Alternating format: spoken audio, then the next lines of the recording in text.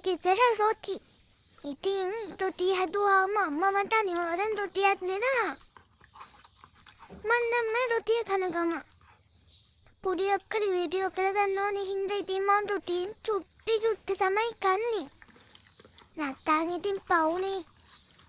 යෝ මම රොටි කන්න ගොඩක් ආසයි.